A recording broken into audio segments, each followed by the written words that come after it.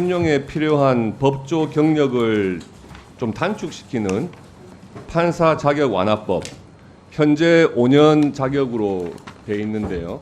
그것을 이제 향후 2025년부터는 7년, 2030년부터는 10년 이렇게 법으로 판사 임용 조건을 다 늘리도록 돼 있는데 금년에 5년까지 마무리되는 시점이니까 이것을 법을 바꿔가지고 이후에도 그냥 5년 경력자로 그렇게 법관 선발하시는 그런 법을 지금 법원에서 수건 사업으로 지금 추진하고 계시죠. 예, 그렇습니다. 그런데 최근에 민주당에서 여기 법사위원들 중심으로 해가지고 법원의 그런 수건 사업의 내용을 담은 판사자격 완화법, 법원 조직법 개정안입니다. 지금 발의한 걸 알고 계시죠? 예, 알고 있습니다. 이에 대해서 굉장히 좀 우려스러운 시각들이 있습니다. 벌써 민주당 내부에서도 10월에 있을 이재명 대표의 사법부 수건을 해결해 주면서 사법부와의 관계 개선을 노리는 게 아니냐 하는 민주당의 내부의 의견이 있고요. 또 이 법이 나오자마자 공교롭게도 최고위원들이 민주당 최고위원들이 일제히 10월에 있을 이재명 대표의 선고 사건을 앞두고 무죄를 확신한다 이런 말을 언론을 통해서 아주 자연스럽게 하고 있습니다. 이 법이 같은 법이 21대 국회에도 한번 나왔었고요. 국회에서 부결된 바 있습니다. 그런데 이번에 이 법을 다시 발의한 민주당 의원님들 중에서 당시에는 21대 때는 기권하거나 반대표를 던지셨던 분들이 이 법을 갑자기 대표 발의를 하셨어요. 이 부분에 대해서 굉장히 시점이 기묘하다 생각을 합니다.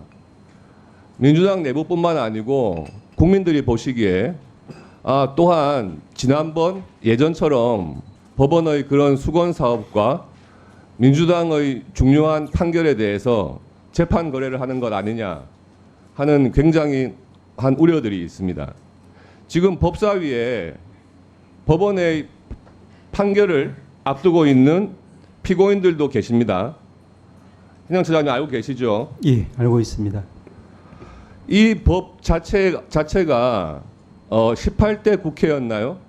사법개혁특위라고 하는 국회 차원의 그런 큰 특위에서 사법개혁의 중요한 내용 중에 하나로 법조 1호나 우리 경력을 갖추고 일정한 연륜을 갖춘 법관들로 하여금 재판을 할 수 있도록 법관은 10년 정도의 법조 경력을 가진 변호사 중에서 선발하도록 하는 것을 벌써 10수년 전에 법을 통과시켰었고 그에 따라서 법원은 충분한 준비 기간을 가지고 이에 맞춰서 인력 수급을 준비를 해왔을 것이 당연한 논리입니다.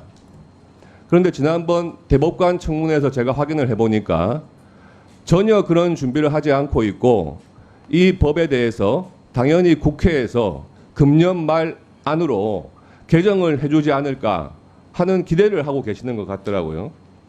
저도 그 법 자체에 대해서는 반대하는 입장은 아닙니다. 그렇지만 이 법을 민주당의 법사위원들께서 주도해가지고 지금 이재명 대표의 선고를 앞둔 미묘한 시점에 발의를 했다 하는 것에 대해서는 굉장히 우려하지 않을 수 없습니다.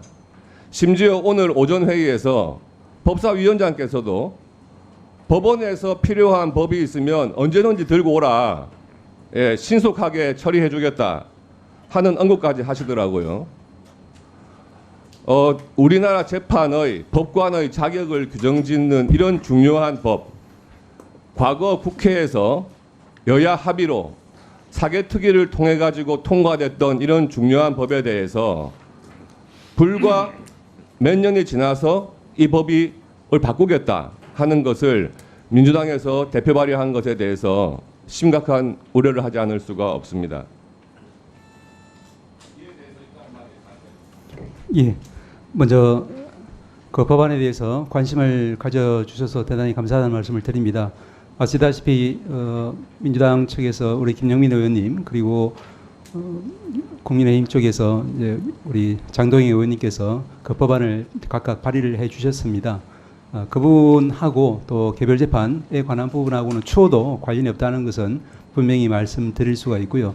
오히려 저희 이제 새 대본장님께서 작년 연말 12월 달에 취임하시고 나서 저희 법관 수급 현황을 조금 이제 파악을 하고 나서 우리 곽 의원님께서 잘 아시다시피 2011년 사개추위 무대업에서는 앞으로 우리가 미국식 이제 법관 선발 제도를 도입해 보자라는 취지에서 10년 법적 경력을 이제 염두에 두고 그렇게 긴 계획을 세웠습니다만은 그 전제 조건이 되는 부분이 지금 이제 수십 년이 지나도록 전혀 개선이 되지 않고 오히려 더 악화되어 가고 있는 그런 현실.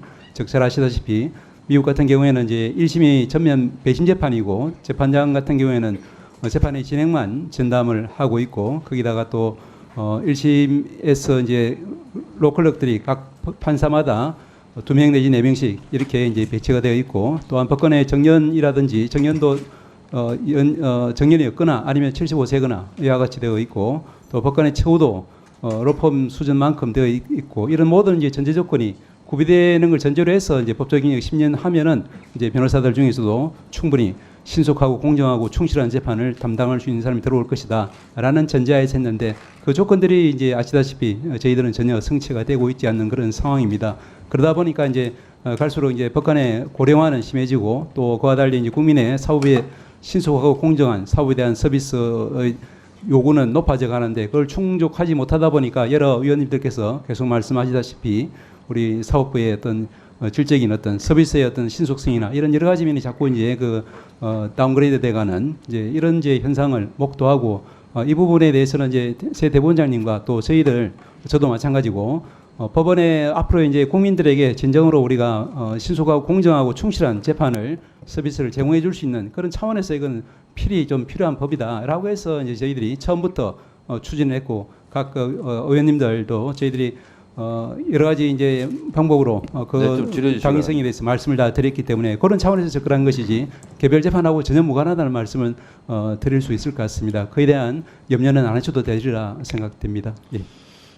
예. 그 질의 중에 또 법사위원장 얘기가 나왔기 때문에 한 말씀 드립니다. 오늘 원래 6월 20일까지 58건에 대해서 오늘 안건을 상정하려고 했습니다. 근데 어제 유상범 간사께서 법원에서 시급하게 필요한 전자등기법은 오늘 같이 처리를 해줬으면 좋겠다. 이런 요청이 온 거예요. 그래서 김성원 간사한테도 물어봤어요. 그래도 되겠냐? 그래도 좋다. 그럼 오늘 개의하고 나서 이것을 추가 안건 상정하겠다 해서 의결까지 하면서 이걸 처리한 겁니다. 이거는 국민의힘에서 먼저 요청한 거예요. 그러면서 이렇게 법사위에서 법이 민생과 관련이 없는 것 같지만 민생과 밀접하고 직접적으로 관계 있는 법이 많이 있다. 그러니 앞으로 그런 것은 양쪽 간사에게 요구하든 위원장에게 요구하든 그런 것은 요구하시라 라고 제가 얘기를 했고 법원만 제가 얘기한 게 아닙니다. 법무부나 다른 부처에서도 그런 거 있으면 양쪽 간사나 위원장한테 요구를 해라.